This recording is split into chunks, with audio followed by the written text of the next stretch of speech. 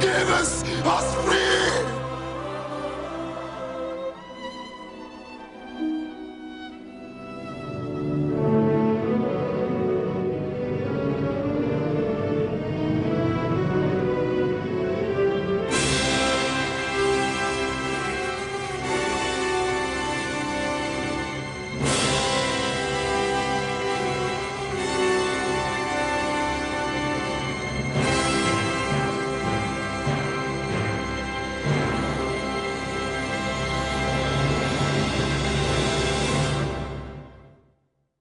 My dad used to tell me war stories, and I was infatuated with the war. And in fact, my first 3 or 4 8 millimeter home movies when I was 12, 13, 14, 15 years old were World War II movies. Never had a big thought about what I could do with movies in those days. I was infatuated with the control that movies gave me in creating a sequence of events or a feeling or a train wreck with 2 Lionel trains that I could then repeat and see over and over and over again. And I think it was just the realization that I could change the way I perceive life through a funnel or another medium to make it come out better for me. And when I realized I could make life better for me through this little 8 millimeter rinky-dink medium, I felt really good about my life, myself, and possibly bringing some other people into this amazing medium to enjoy what I was putting together. And so the first thing I thought of was selfishly was myself, and the second thing I thought of was bringing an audience in to see if what I was making was having an effect on anybody other than myself. And I don't know, before they hired me, I snuck on the lot. Yeah, for a couple of years. It was 2 summers. I was in high school in Arizona, and I was out here visiting some cousins. And I took a tour one day. You know, they had the old Gray Line tours, big buses, not trams. They gave everybody a bathroom break about midday, and I got off to go to the bathroom.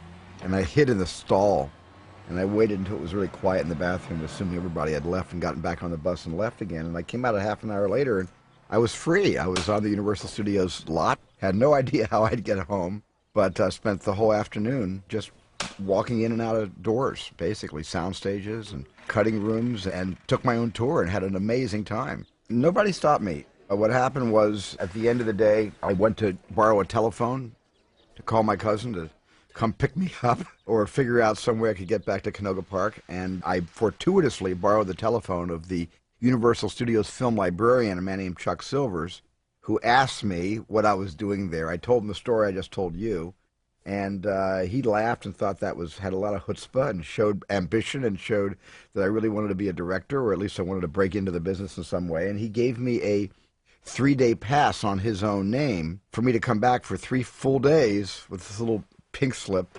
the opposite of being fired, being hired in a sense, or at least being able to legally go on the lot for 3 days. And I did that for 3 days, and I wore nice clothes, because in those days, we're talking about the mid-'60s, everybody wore suits, and they looked really nice. So I wore a nice sort of bar mitzvah suit.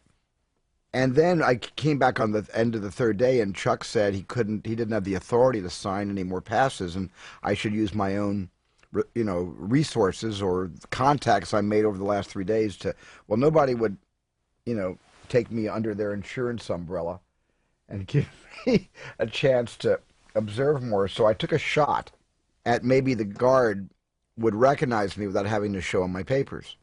And so on the 4th day, same clothes, walked onto the lot and waved at Scotty, the guard. Remember Scotty? Scotty waved back. And I was, the next 2.5 months during summer vacation, I was on the lot 5 days a week, every day for 2.5 months until school began, and I had to go back to Phoenix.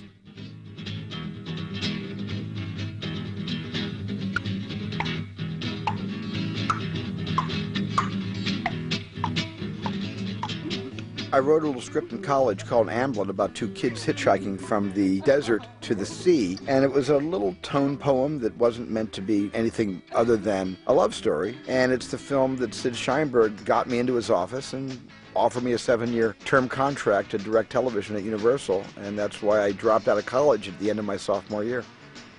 I think when I came back on the lot, this time professionally, The first thing I realized when I moved into my official office, not my illegal office, but my legal office, was I knew where all the sound stages were, I knew where post-production was, I knew where the back lot was, I knew where all the bathrooms were, especially the one I hid in when I first got off the tram, off the bus. And I felt like I had come home. I felt like Universal Studios had always been my home, was ordained to be my home for the rest of my life, and I realized I felt very, very much at home.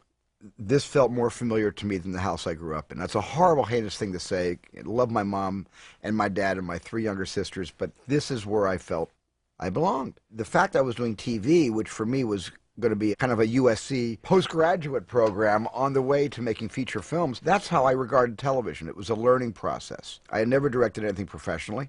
The crew on my film numbered 9, 10 kids my age. So when I was making movies at 12, they were 12, 13. When I was making movies at 17, 18 in college, they were 17 and 18. Now, I was doing my first television show starring Joan Crawford, no less.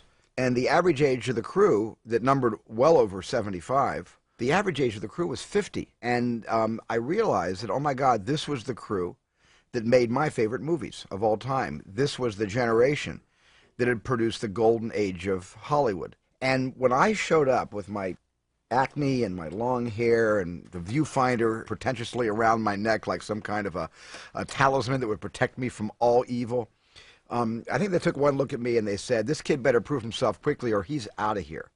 Because I remember being greeted by tremendous hostility from the crew, from the motion picture crew. And the only friends I had on that first television show were my actors. Surprisingly, maybe not so surprisingly, Barry Sullivan, Tom Bosley, Joan Crawford, they were the people that backed me. And my cameraman, Dick Batchelor, was great. But the rank and file of the crew were just sending daggers my way, working as slowly as they could, not to get themselves fired, maybe to get me pushed off the show, because I wound up 4 days behind schedule on my first professional job. And the studio was yelling at me, and William Sackheim, the producer, was yelling at me, and John Badham, my other good friend, who was the associate producer, was just saying, can't you catch up a little bit? You know, everybody's upset. But I learned so much from doing that show.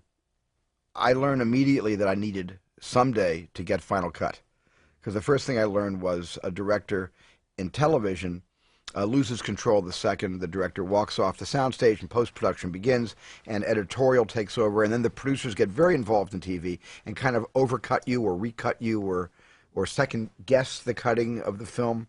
And I realized that, you know, that my goal next was to make movies and to, at some point in my life, have some kind of control over the movies I make.